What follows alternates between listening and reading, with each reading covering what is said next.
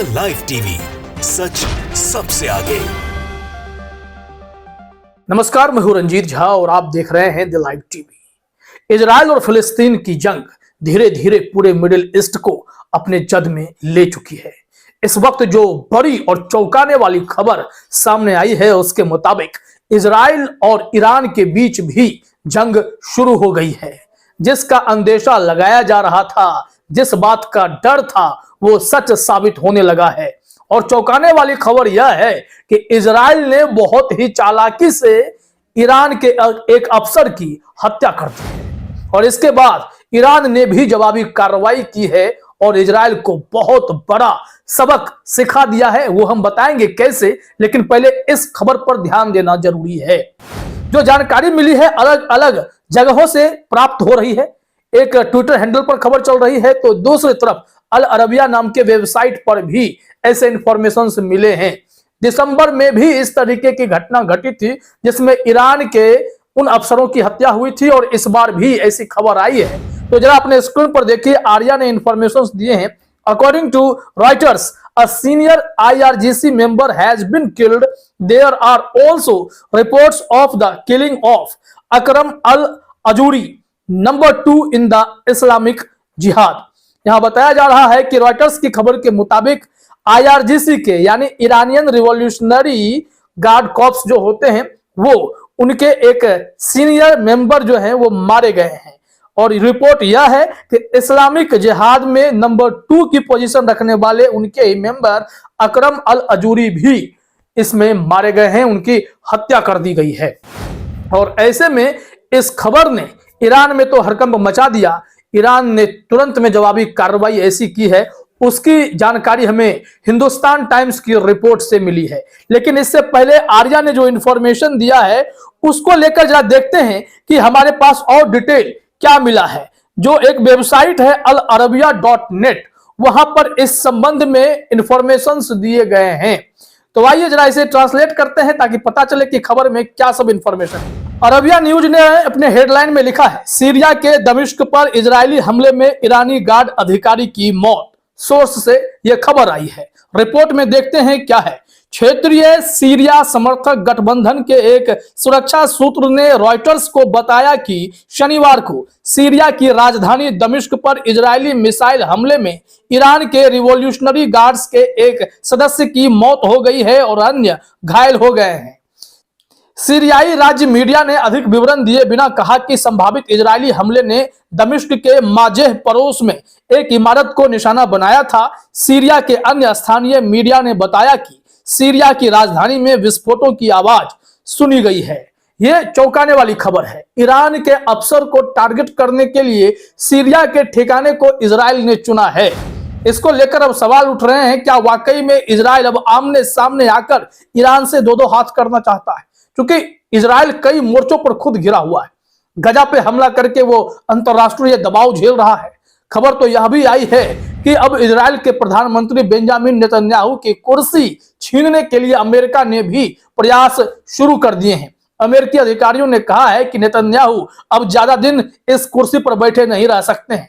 वहीं दूसरी तरफ इजराइल में उनके ही राजनीतिक दलों ने, जो विपक्षी राजनीतिक दल जिसे लीडर ऑफ अपोजिशन कहा जाता है, उन सब ने नो कॉन्फिडेंस मोशन इजराइल में बेंजामिन नेतन्याहू की सरकार के खिलाफ ला दिया है, जिसके चलते अब नेतन्याहू की कुर्सी डगमगा रही है। वहीं अगर सड़कों पर बात की जाए तो जबरदस्त प्रदर्शन नेतन्याहू के खिलाफ भी देखे जा रहे हैं। ऐसे में अब नेतन्याहू को डर लगने लगा है कि इजराइल में वो सत्ता बचा पाएंगे या नहीं।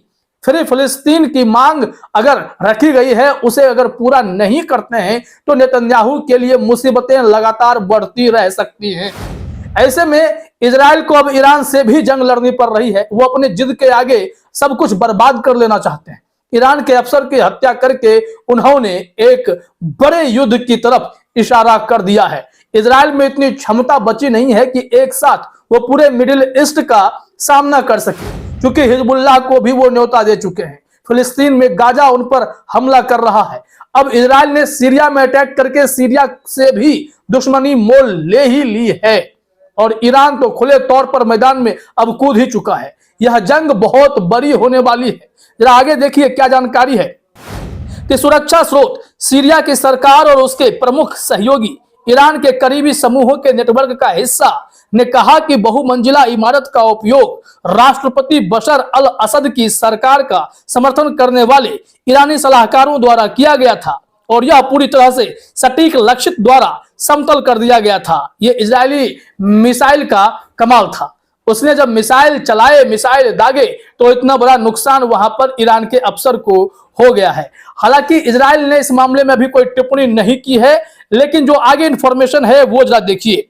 यहां बताया जा रहा है कि दमिश्क में अल मुवासत अस्पताल के प्रमुख एसम अल अमीन ने स्थानीय सीरियाई आउटलेट अल वतन ऑनलाइन को बताया कि उनके अस्पताल को शनिवार के हमले के बाद एक शव और एक महिला सहित 3 घायल लोग मिले थे और उसी में से पहचान हुई कि इसमें एक ईरानी अफसर भी हैं।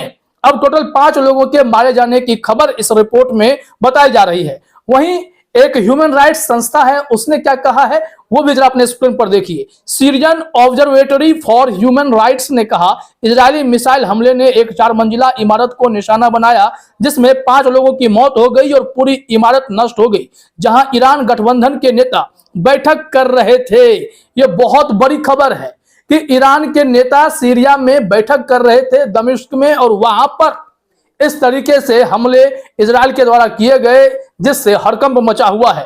कहा जा रहा है कि सीरिया के अंदर सूत्रों के एक नेटवर्क के साथ ब्रिटिश आधारित मॉनिटर ने कहा कि लक्षित पड़ोस ईरान के Islamic revolutionary guard corps IRGC और ईरान समर्थक फिलिस्तीनी गुटों के नेताओं के लिए एक सुरक्षा क्षेत्र के रूप में जाना जाता है और उसी को निशाना बनाया गया है, जिससे हड़कंप मचा हुआ है। और ईरान ने भी बड़ी कार्रवाई कर दी है। इस संबंध में हम आपको कुछ स्क्रीनशॉट दिखाते हैं जो हमने हिंदुस्तान टाइम्स के YouTube से लिए हैं।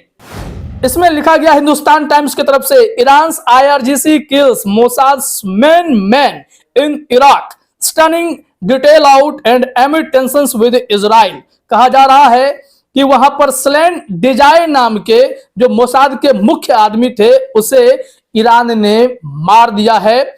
और इसके अलावा जो इंफॉर्मेशन है, Iran kills Israeli Intel agencies man in Iraq, यानी इराक में ईरान ने इजराइल से सीरिया में हुए हमले का बदला लिया है।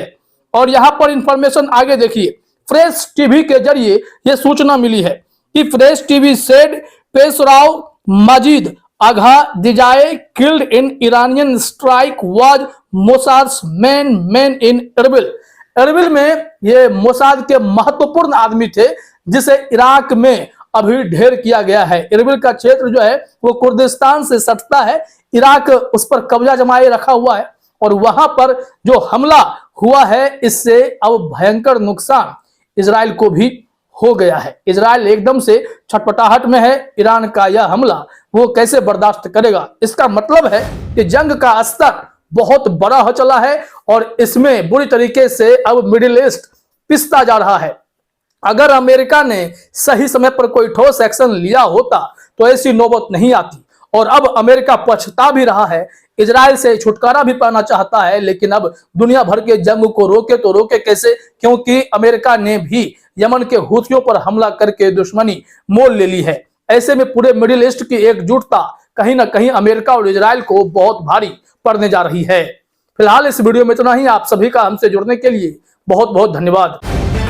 द लाइव टीवी, सच सबसे आगे।